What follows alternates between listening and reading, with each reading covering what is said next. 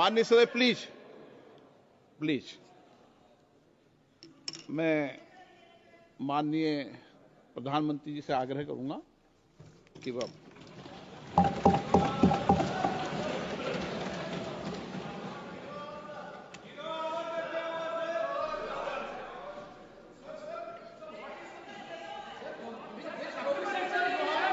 माननीय अध्यक्ष जी, please please मैं बताता हूं, अभी मैं बताता हूं, प्लीज प्लीज बताता हूं मैं, प्लीज प्लीज प्लीज। माननीय अध्यक्ष जी, माननीय अध्यक्ष जी, मैं प्रयागराज में हुए महाकुंभ पर वक्तव्य देने के लिए उपस्थित हुआ हूं।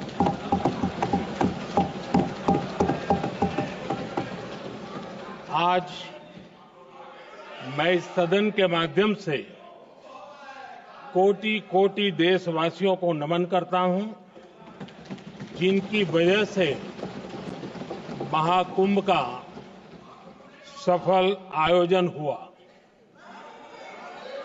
महाकुंभ की सफलता में अनेक लोगों का योगदान है।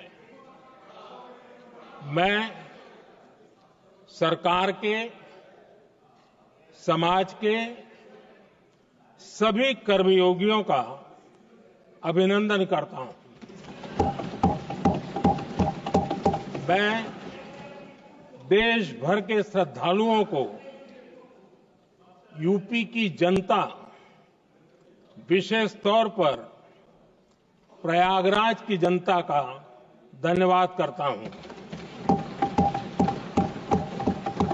अध्यक्ष जी, हम सब जानते हैं गंगा जी को धरती पर लाने के लिए एक भगीरथ प्रयास लगा था। वैसा ही महाप्रयास इस महाकुंभ के भव्य आयोजन में भी हमने देखा है।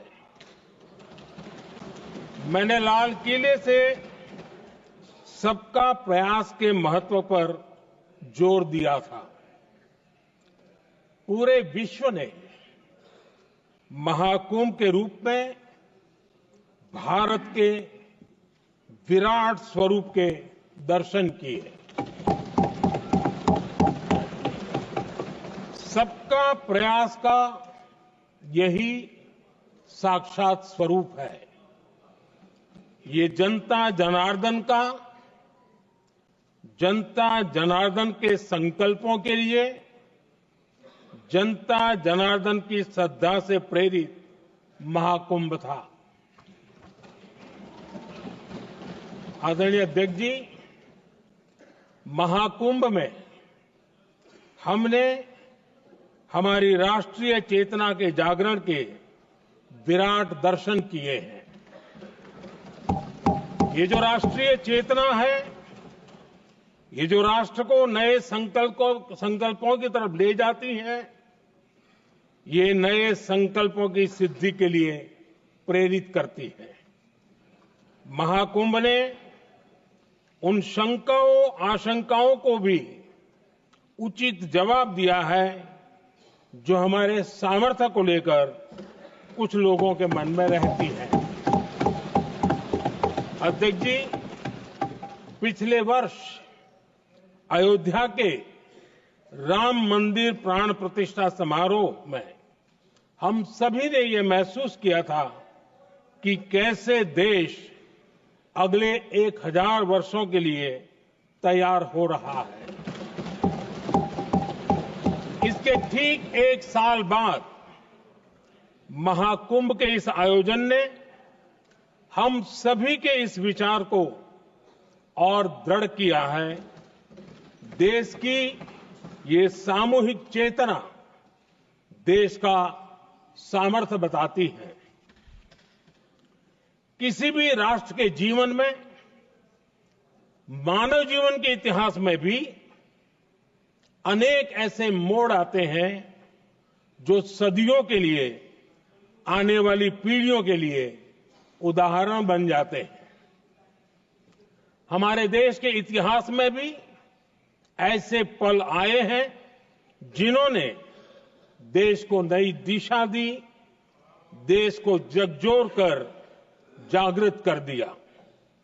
जैसे भक्ति आंदोलन के कालखंड में हमने देखा कैसे देश के कोने कोने में आध्यात्मिक चेतना उभरी। स्वामी विवेकानंद जी ने शिकागो में 1 सदी पहले जो भाषण दिया, वो भारत की आध्यात्मिक चेतना का जयघोष था। उसने भारतीयों के आत्मसम्मान को जगा दिया था। हमारी आजादी के आंदोलन में भी अनेक ऐसे पड़ाव आए हैं। 1857 का स्वातंत्र संग्राम हो, वीर भगत सिंह की शहादत का समय हो, नेताजी सुभाष बाबू का दिल्ली चलो का जयघोष हो, गांधी जी का दांडी मार्च हो, ऐसे ही पड़ावों से प्रेरणा पाकर भारत ने आजादी हासिल की। मैं प्रयागराज महाकुंभ को भी ऐसे ही एक अहम पड़ाव के रूप में देखता हूं, जिसमें जागरूक होते हुए देश का प्रतिबिंब नजर आता है। अध्यक्ष जी, हमने करीब 1.5 महीने तक भारत में महाकुंभ का उत्साह देखा, उमंग को अनुभव किया। कैसे सुविधा असुविधा की चिंता से ऊपर उठते हुए कोटि कोटि श्रद्धालु श्रद्धा भाव से जुटे, ये हमारी बहुत बड़ी ताकत है। लेकिन ये उमंग, ये उत्साह सिर्फ यहीं तक सीमित नहीं था। बीते हफ्ते मैं मॉरिशस में था।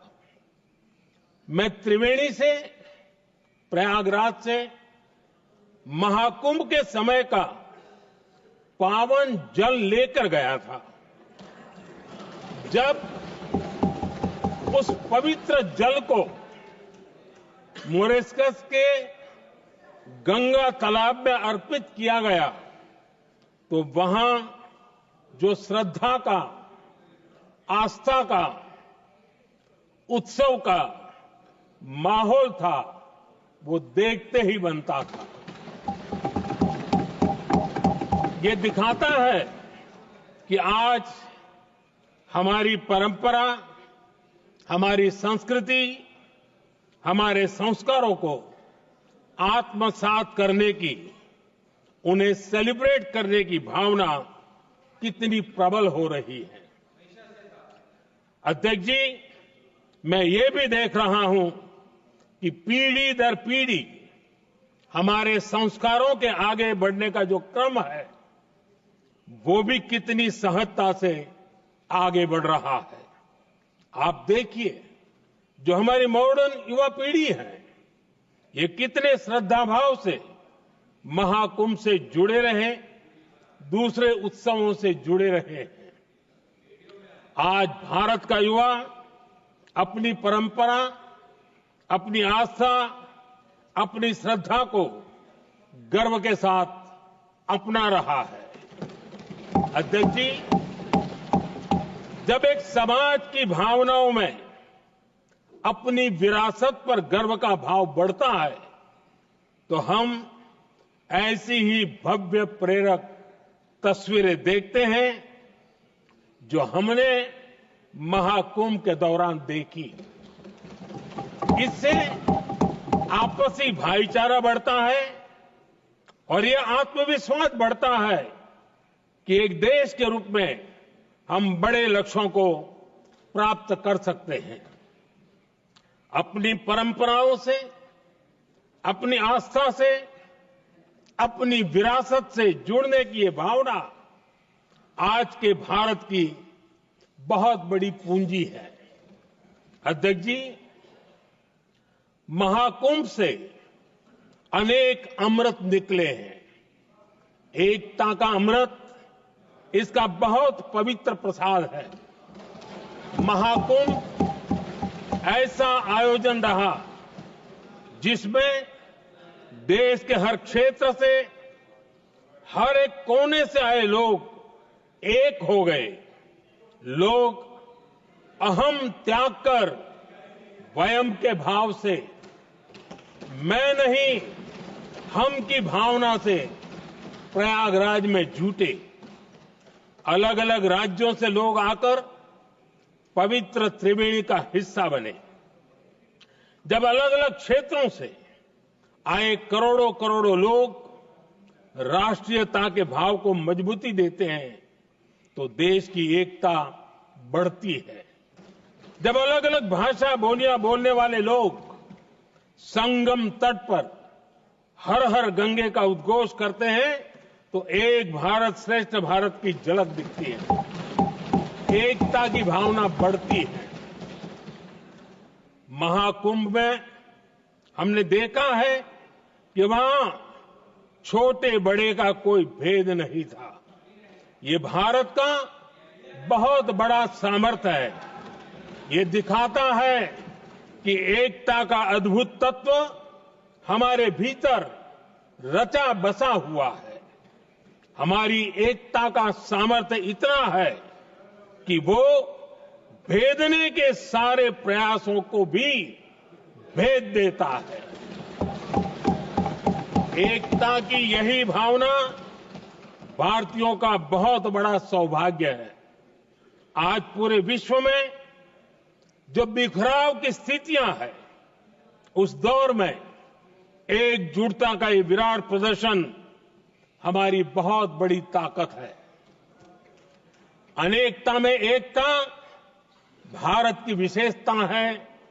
ये हम हमेशा कहते आए हैं, ये हमने हमेशा महसूस किया है और इसी के विराट रूप का अनुभव हमने प्रयागराज महाकुंभ में किया है। हमारा दायित्व है कि अनेकता में एकता की इसी विशेषता को हम निरंतर समृद्ध करते रहें। अध्यक्ष जी, महाकुंभ से हमें अनेक प्रेरणाएं भी मिली हैं। हमारे देश में इतनी सारी छोटी बड़ी नदियां हैं। कई नदियां ऐसी हैं जिन पर संकट भी आ रहा है। कुंभ से प्रेरणा लेते हुए हमें नदी उत्सव की परंपरा को नया विस्तार देना होगा। इस बारे में हमें जरूर सोचना चाहिए। इससे वर्तमान पीढ़ी को पानी का महत्व समझ आएगा, नदियों की साफ सफाई को बल मिलेगा, नदियों की रक्षा होगी। अध्यक्ष जी, मुझे विश्वास है कि महाकुंभ से निकला अमृत हमारे संकल्पों की सिद्धि का बहुत ही मजबूत माध्यम बनेगा। मैं एक बार फिर महाकुंभ के आयोजन से जुड़े प्रत्येक व्यक्ति की सराहना करता हूं। देश के सभी श्रद्धालुओं को नमन करता हूं। सदन की तरफ से अपनी शुभकामनाएं देता हूं।